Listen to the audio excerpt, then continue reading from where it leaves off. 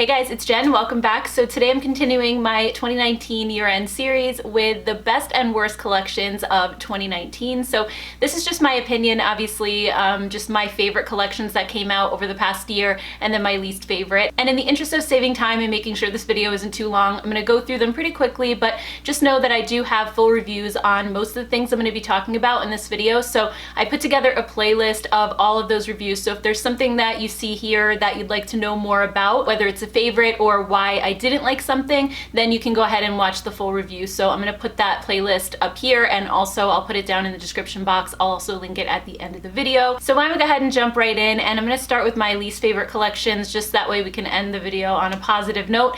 So the first one is the Wet n Wild Pump collection. I don't know if you guys remember this a while back. They sent me the whole collection. This one I did not do a video on just because after a while of trying the products, then it kind of passed and everybody had already done the video, and the products were not good. Like, I was not excited to talk about them, and it really just, the whole collection confused me so much because it was supposed to be kind of like gym friendly products, but they had a foundation that was in a jar, and the jar was like this big wide mouth jar. When you open it up, the product kind of like would slosh around and leak out a little bit. Like, I made such a huge mess the first time I opened one of those, and I thought, you know, why didn't they put it in a tube or something like gym bag friendly? They also had this sparkly mask that was supposed to be a peel off mask, but I watched a bunch of videos. I actually didn't try it because I watched some videos first of people trying that one out, and they had to almost like scrape it off their face because it wouldn't come off. I mean, it was that bad. And then, you know, they also had these shower wipes that you could kind of like take a shower with a wipe, like just wipe down your body and get the sweat off.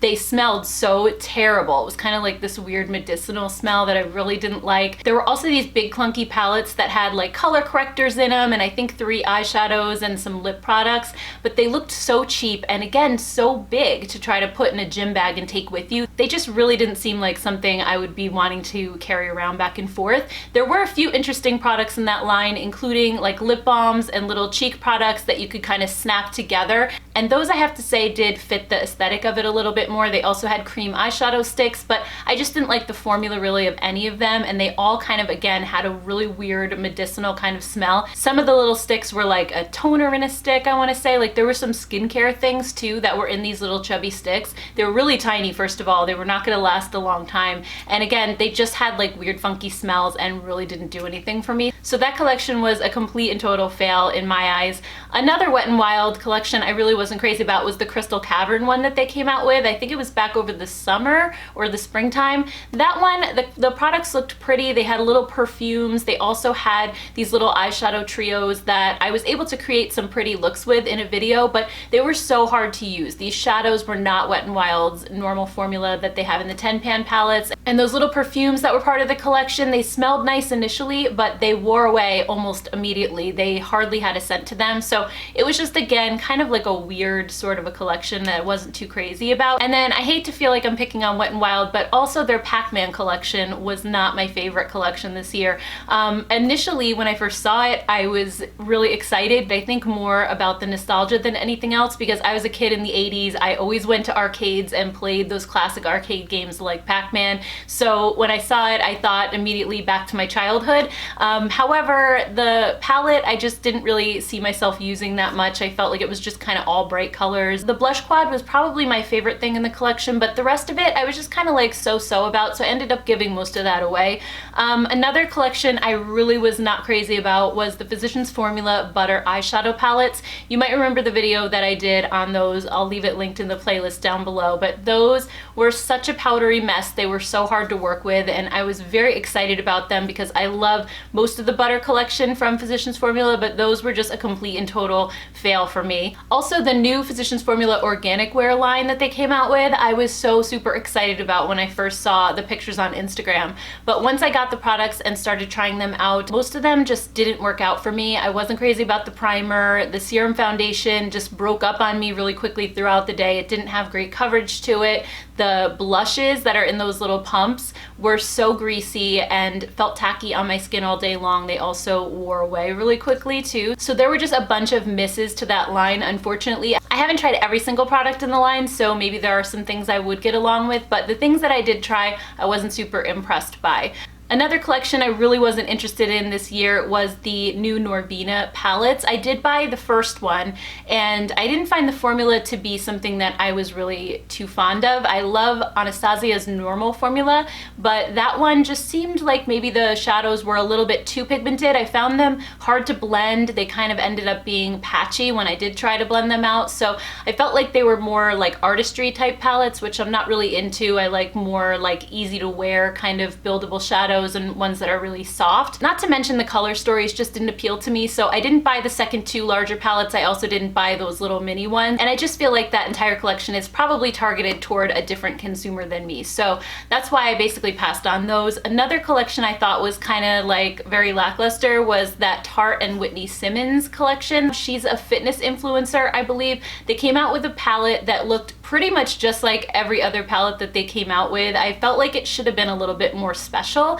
to be a collab with somebody, and I get them trying to collab with somebody who's not in the beauty industry because they could really reach a totally different audience of people who follow her as like a fitness influencer, but I felt like that palette was just like an edited down version of like the Clay Play or one of the Tartelette palettes. It really like didn't even make sense for me to buy it, even if I did kind of like the colors in it, because it just, I have so many similar things from them. They also included like a lip product and then a mini mascara, one that they already have. So I just felt like that whole collab flopped for me, and I wasn't interested in purchasing any of it at all. And then another collab, which I was surprised I passed on because it was ColourPop, and I normally buy almost everything from them, but I wasn't interested in this one at all, and that was the Zoella Brunch Date collab. It had like the brunch palette, and it was kind of like all breakfast themed stuff.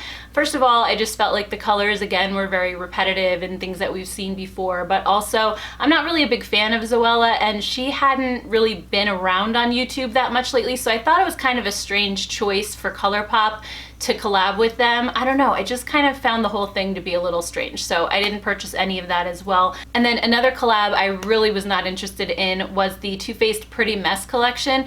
That one, I mean, Pretty Mess is kind of a good name for it because the palette was a mess. It was all like jumbled up. The shadows weren't like lined up. They were kind of all over the place. And then they had some other products that had crazy names, like the Pat the Puss highlighter and the How Many F's Do I Give highlighter. The whole collection, just to me, like I didn't like the vibe of it, so I definitely passed on that one. And then the last collection that I wasn't too crazy about was also from Physicians Formula. That was the one that they did with Casey Holmes, and it was like a big huge box with the powder products kind of set into it. Then it had a perfume and a lipstick, but there was no way I was gonna buy that because even if I liked some of the products, I would never just store that big huge box like that. I would want to kind of pop those out, but then where would I put them? I think with that one it was packaging more than anything else, because I thought some of the colors in it looked pretty, and I really do like that coconut perfume that they have, but I just didn't buy that collab on packaging alone because I thought it was completely ridiculous.